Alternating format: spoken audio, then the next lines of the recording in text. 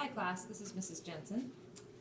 I would like to introduce you to your history journal. Your history journal is a place where we will record the things that we learn, essentially.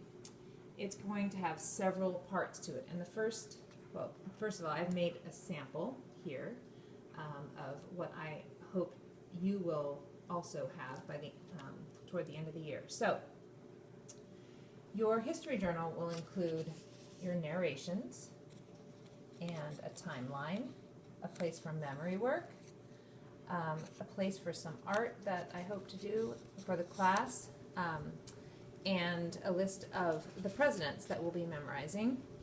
And then finally, at the end of your journal, it will have a map of the United States that folds out, and you can you'll be labeling the states on that map.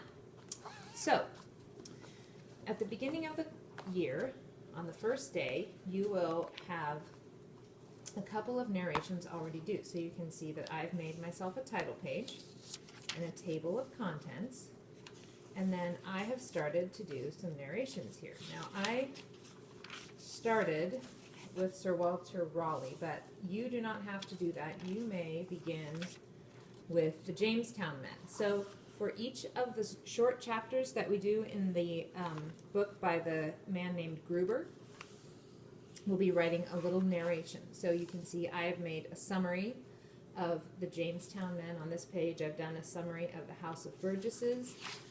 And on this page I've done something a little bit different. This is for the section about Henry Hudson, and you can see that I just made a little map and a diagram, and I showed where Henry Hudson went. If I get a little closer here, you can see that I labeled the ships 1611 and 1604, and I showed that he left from Holland, and there's his little boat, Henry Hudson. So you can record your summaries in different ways. So you can do a written summary like I did before. You can draw a map like this. This is about the Mayflower, and you can see here I kind of made some notes here about who they were. And then I also wrote a few sentences about who they were and what they did. So I will try to keep up with you with my journal, and that's how far I've gotten so far. And then you'll be doing that every week. Now, in your timeline section, I have made a timeline and stuck it in there. And you can see, here's mine. And I've already got all the stuff on my timeline. I can zoom out here. But you'll be putting the important events that I tell you to put on your timeline, and it folds right into your journal. The other places, the other sections in the book are still blank in mine, so we'll be doing those together. Now, I got a prettier one for you guys. Looks a little bit more elegant, a little bit more sophisticated. So here are the blank pages. I've already put the timeline in the same place in everybody, so you guys will be able to fill that out. And I have a map glued into the back of everyone's history journal. So you will be getting one of these, and you'll be doing your narrations and some other things in your history journals.